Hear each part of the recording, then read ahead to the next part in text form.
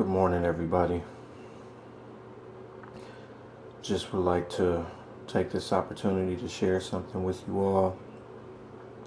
Something that's actually kept me up all night. Something kind of heavy that's on my heart. I had a very deep conversation with somebody who I care about dearly just this morning in regards to what we will be doing moving forward with our lives, with our relationship, and it wasn't the easiest conversation. Usually at this time you tend to listen and hear some of the damage that you can do to somebody's life just by the most subtle things. By the end of the conversation, I had to pray. And I was begging God to remove something from me that I've been asking Him to remove for years. However, it just now became apparent that my prayers in the past were prayers that were in vain, because I asked Him to remove from me this lying tongue, and at the same exact time, I was thinking of a lie to say. I think this might be the very first time where God is completely shaking me up. I didn't go back to sleep until about 3:46 in the morning, almost 4 this morning. And in the midst of that time, I had 2 dreams that I probably would not forget, period, any time in my life.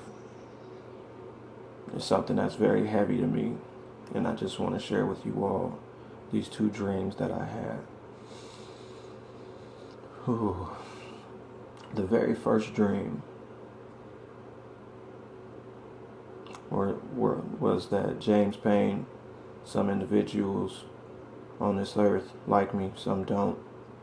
However, because of my transgressions, my iniquity, and my continual unrepentance, I was sent to hell for my sins. I actually visited hell, and it wasn't the most easiest experience to remember. The one thing that I remember directly in this very first dream was that I was sent to hell for having a lying tongue. And while down there, I had a total of 5 demons that held me, restrained me by my ankles, by my wrists, by my head. And one demon who actually grabbed my tongue. And this demon stretched my tongue out to about 55 feet, 55 meters. I just know that the number 55 was there. And I remember one of the demons making it clear that because of my lying tongue, that was the year that I died, which was 55.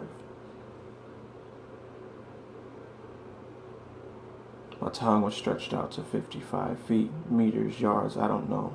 I just know it got stretched out to a number that said 55. And because of my lying tongue, the punishment that I faced in hell was, for every one lie that I told in the flesh, I received 1,000 cuts with a razor blade on my tongue. The items actually changed. It went from some very dull glass to even burning with very hot rocks, cutting it with hot rocks. Just anything to completely damage and shred my tongue. And this particular punishment repeated itself over and over again for eternity, using different items every single time. And my tongue just was shredded. Absolutely shredded. I'm not necessarily sure how many lies that I told in my life, but I know it's a lot. And as much as I like to say I don't do it intentionally or maliciously, the damage still has been done no matter what I try to do. After like the fourth go around of my tongue being mutilated by either a razor blade, some glass, hot rocks, a sword, an axe, like it was multiple things, you guys. Like this is something that I can't make up. It's just something that's very difficult to understand. After the fourth go around, I woke up. I stood up, stayed awake until about 5:46, 5:47 a.m. and attempted to lay back down, and I noticed that I didn't go back to sleep until about 6:15. And that's where Dream 2 happened. And in Dream 2, I'm actually standing at my judgment. And yeah, it's not a good thing whatsoever as to what I'm hearing. Everything that I've done in the flesh, the many individuals who I deceived, a lot of individuals who I've done wrong, misled, misspoke, everything. And I absolutely, in my mind, knew that I was going straight to hell. There was nothing that changed it. However, God sits there in my judgment and looks at me right in the face and said, for your indiscretions, your iniquity, and your sin, you have been forgiven.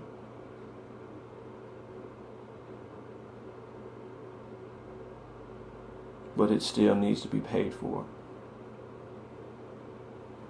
And I hear God with a loud shout scream out, come forth. And I look in behind God, and in the very far distance, I just see this shape that's just walking. Just walking. Cannot see what it is. And this person is walking. It felt like almost an hour in the dream, but just walking for a long period of time. And as the individual got closer,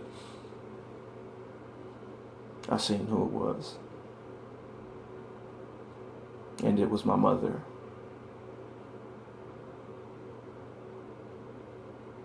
The person who God called forth to take payment from my sin was my mother.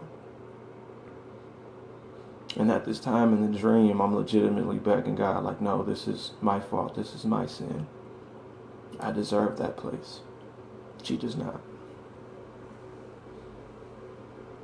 God is just and God is righteous in everything that he does. And he says these words. My seventh commandment says to honor thy mother and thy father. And this child, your child in the flesh, dishonors you. And it is your fault for his iniquity. Depart from me. And I witnessed my mom get sent to hell on the strength of what I've been doing wrong here.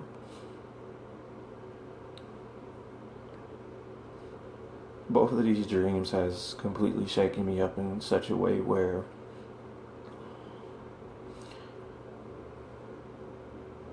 I'm humbled and at the same time happy. I'm humbled just because we all understand the strength of our iniquity, of our sin.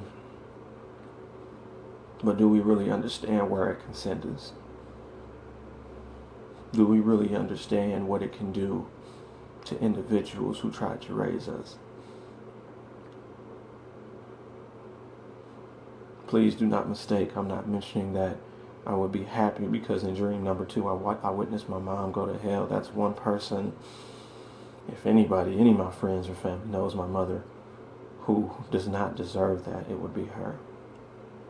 She had many indiscretions. She had many different things that she did, but she does not deserve that place because she had a repentant heart and she had a relationship with God, hands down. And the strength is that I'm boggled to think the question, does even what we do now affect their judgments as well? Will the things that we do on this earth, and individuals who are deceased out of the flesh, away from this earth, individuals who has raised us, who has put time into us to make us better people, have a relationship with God, individuals who seek Him and seek Him first, do we have that strength to ruin their relationship with God? I'm sorry. That's just the question that came to my mind after this dream. The only reason why I am any bit remotely happy is to have a dream like this. Still tells me in some way, shape, or form that God is still giving me a chance to make everything right with Him first.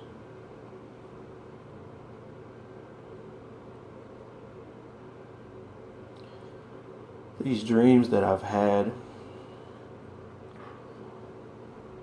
is something that I wouldn't want anyone to actually visit or see or understand. It's heavy.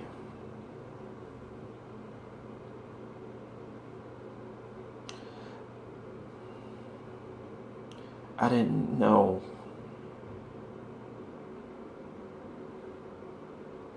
how much people both look up to me and expect me to be honest 100% of the time.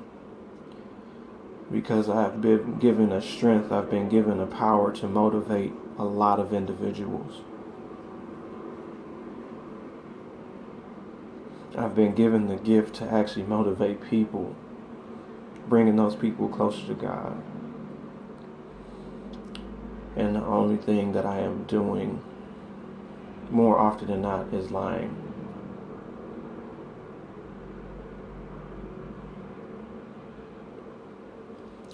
I have to take this time just to thank God for giving me those dreams.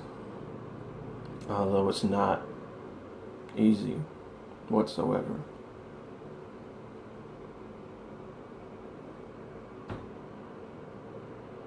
I'm pretty sure on the next coming days, just on the strength of these dreams,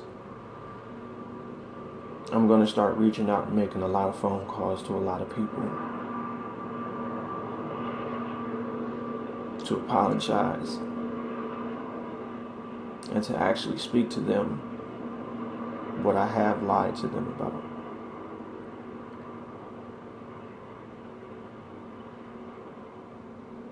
I don't want to have on my heart at all that it was because of me saying something to you, being disrespectful to you, lying to you, misspeaking. I don't want it to be because of me that you get sent to hell.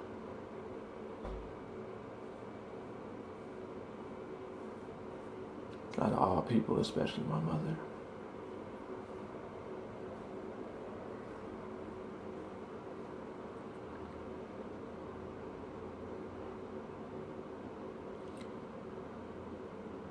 I did this today to honest to goodness truth. I asked God publicly to forgive me for all my transgressions and give me the absolute strength to speak to those people who I have done wrong, thought wrong about, said something bad to, lied to. I asked for each one of those individuals to humbly take my phone call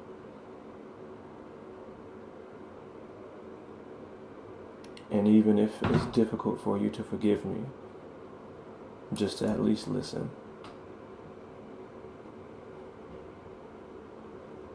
It's about time that I come clean on a lot of things. I would justify so many times, in so many ways, the actual fight and struggling with lying. Honestly, it has been a struggle.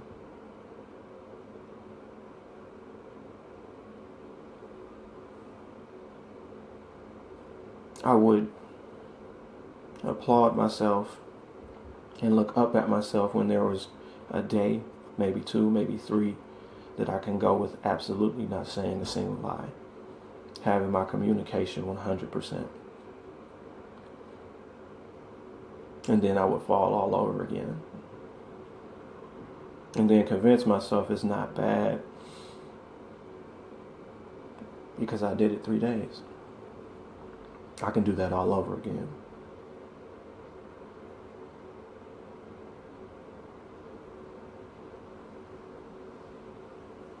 I want to be able to do it forever. So if anybody cares about me, anybody cares about my soul, to include the individuals that I've wronged and or disrespected, I ask you, pick up your phone, look at your email, look at Facebook Messenger, because I might be reaching out to you. And I just ask, listen and consider.